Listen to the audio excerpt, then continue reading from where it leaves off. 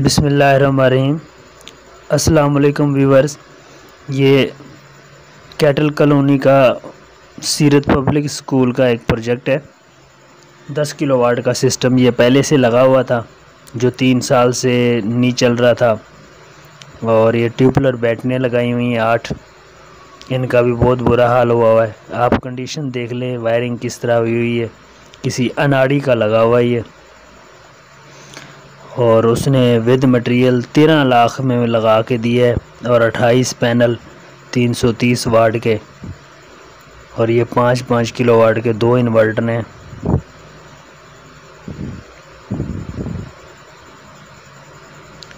और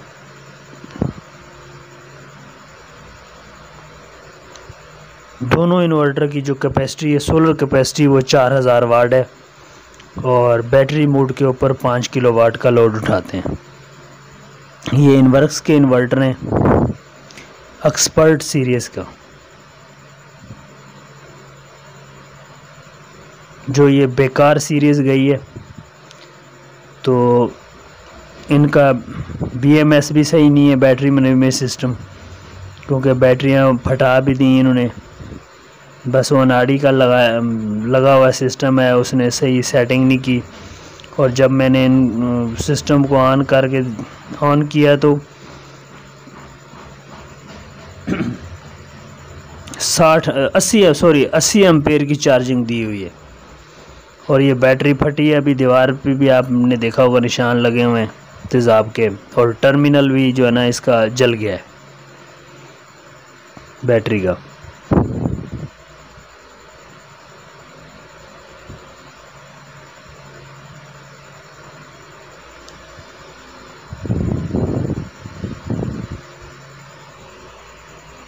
हमेशा इन्वर्टर वो लगाना चाहिए जिसकी सोलर कैपेसिटी ज़्यादा हो, ताकि आपको मैक्सिमम सारी चीज़ें आपकी जो है ना सोलर पे ही चल रही हो।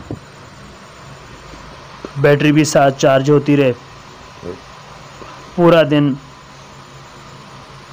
आपको वापडा इस्तेमाल ना करनी पड़े। अभी ये देखें, ये पाइपिंग पहले की हुई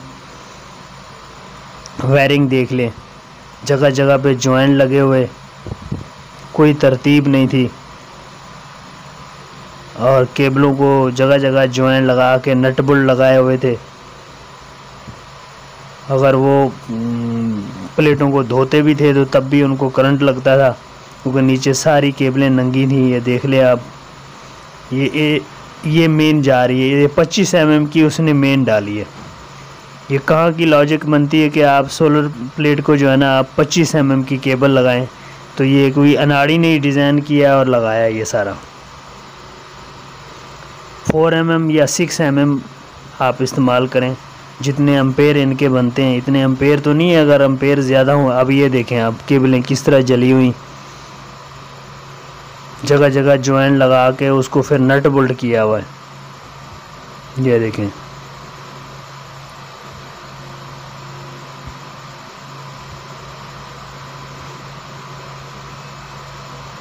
सोलर पैनल की तरतीब भी सही नहीं दी। जगह तो काफ़ी सारी खुली थी, बहुत फैला के उसने लगाए।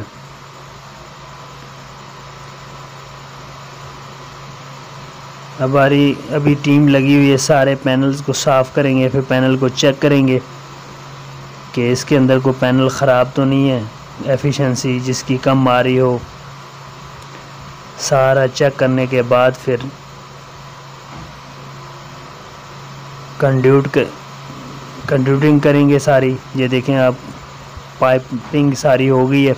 अब वायरिंग शुरू करें। इंपोर्टेड बाहर की केबल है सिंगापुर की, जो पिन कोटेड है 6 mm केबल डबल PVC में, जो हम लगा रहे हैं इसकी वायरिंग के अंदर ना, ताकि जितना सोलर पैनल की लाइफ है उतनी केबल भी हो। अब ये देखें, अभी प्रॉपर डक्ट लगा के, और नीचे DC ब्रेकर बैटरी के ऊपर भी और सोलर के ऊपर भी ब्रेकर लगाया है। आउटपुट भी ब्रेकर है, इनपुट पे भी ब्रेकर लगा हुआ है।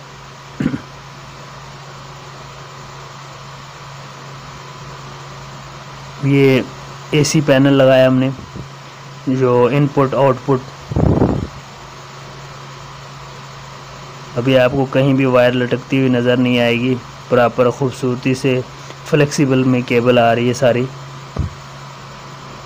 एक यूनिट हमने ऑन कर दिया है,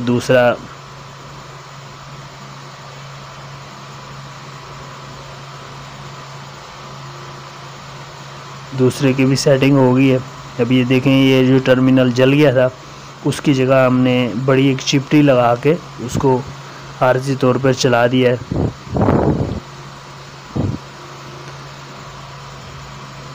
जिसने सिस्टम डिज़ाइन किया, लोड है 10 किलोवाट का, सोलर कैपेसिटी है 8 किलोवाट, सोलर कैपेसिटी है 4-4 किलोवाट दोनों इन्वर्टर के ऊपर।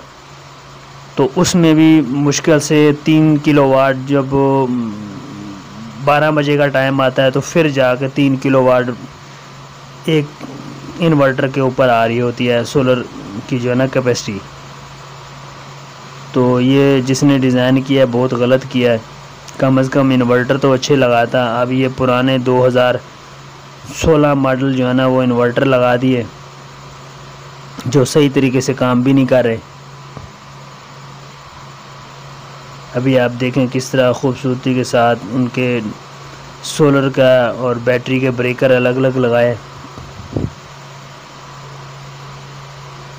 अभी ये 3 महीने बाद इन्वर्टर चेंज होंगे। हम इस जगह या ओनेक्स या नेट्रॉक्स लगाएंगे 3 यूनिट, ताकि इनका जो लोड है 10 किलोवाट, मैक्सिमम इनको 10 किलोवाट मिलता रहे और बैटरियां भी फुल चार्ज हों। अब जितना लोड है उतने इन्वर्टर तो लगा दिए मगर सोलर कैपेसिटी कम है। तो सिस्टम को हमेशा जो है ना मौसम को देखते हुए भी, किसी वक्त भी बादल, जैसे कराची का मौसम है बादल रहते हैं तो सूरज इतना नहीं निकलता, तो सिस्टम इस हिसाब से लोड से ओवर होगा। मौसम ख़राब भी होगा तो आपका मैक्सिमम लोड सारा सोलर पे चल रहा होगा। अब इस एरिया में लोड शेडिंग भी बहुत ज़्यादा है और वोल्टेज का प्रॉब्लम भी है। हल्की सी बारिश हो तो पूरी रात लाइट बंद होती है, दिन को हो तो पूरी दिन को जो है ना बंद होती है लाइट।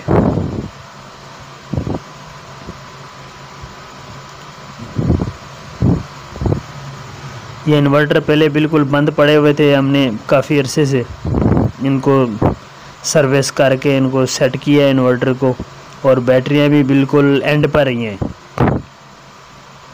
तो क्लाइंट का ये कहना था कि इस वक्त सिस्टम चला दें ताकि 3-4 महीने बाद फिर हम बैटरी भी चेंज करें और इन्वर्टर भी चेंज करेंगे और सोलर पैनल भी और लगेंगे। और इन्वर्टर हम जो यहाँ पे लगाएंगे वो ओनेक्स या नेट्रॉक्स लगाएंगे। 3 यूनिट 15 किलोवाट का सिस्टम होगा, तीनों को पैरेलल करेंगे और बैटरी बैंक भी बढ़ाएंगे। अब ये देखें किस तरह पाइपिंग हुई है, कोई केबल बाहर नज़र नहीं आ रही, ना धूप में ख़राब होगी ना बारिश में।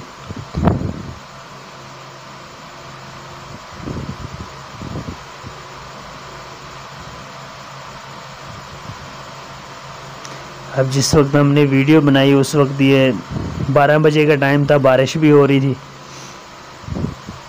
अब ये पैनल पोली लगे हुए, अगर मोनो पर्क होते तो फिर भी कुछ ना कुछ जो है ना 30% एफिशिएंसी तो देते हैं। तो हम इस वजह से जो है ना नेट्रॉक्स या ओनेक्स लगाएंगे ताकि एक MPPT के ऊपर जो है ना पोली और मोनो पर्क लगाएंगे। 2 किस्म के पैनल लगेंगे ताकि ये वाले पैनल भी काम आ जाएं और साथ मोनो पर्क भी लगा लें, ताकि मौसम भी ख़राब हो और मोनो पर्क जो है वो इसकी निस्बत सही एफिशिएंसी होती है उनकी। ये देखें किस तरह कंड्यूटिंग हुई है और कहीं भी हमारा जॉइंट नहीं है। जिधर 2 स्ट्रिंगों को मिलाते हैं वो कपलर लगाया हुआ है और कहीं भी जॉइंट नहीं लगाया हमने।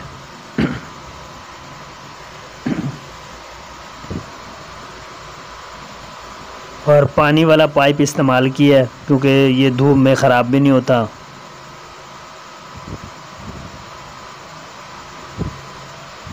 ताकि केबल महफूज रहे। अब इस जगह पे हमने होल करके अंदर की तरफ ले गए बरामदे के अंदर। अब इस जगह हमने फिर बॉक्स लगाया, उससे फिर एक ही पाइप में जो है ना दोनों स्ट्रिंगें ले गए हैं दोनों इन्वर्टर के।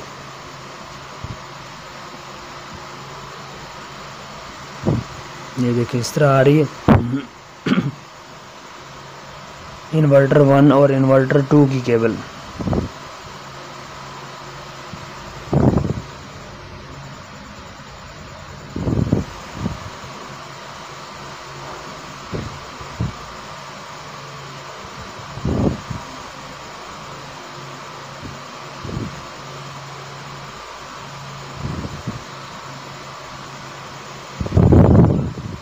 और ये देखें 13 लाख रुपया क्लैन ने लगाया, उसके बाद 3 साल भी ख्वार हुए, मीटर भी लगाना पड़ा और मीटर का बिल भी अच्छा खासा आता है।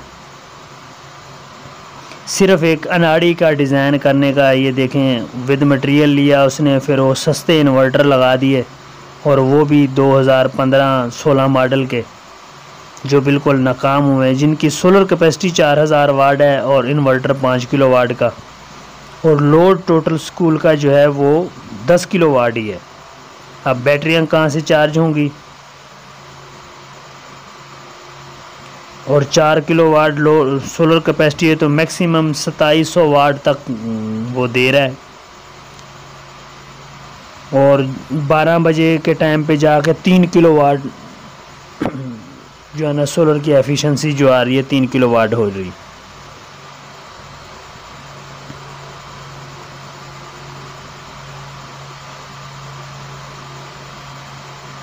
ऐसे नाड़ी इंस्टॉलर से जो है ना बचना चाहिए। और कितना उन्होंने नुकसान किया लाखों के हिसाब से। अभी भी आप पहले भी आपने देखा होगा, बाद में जब हमने काम किया है तो किस तरीके से हुआ है काम। तो इस तरह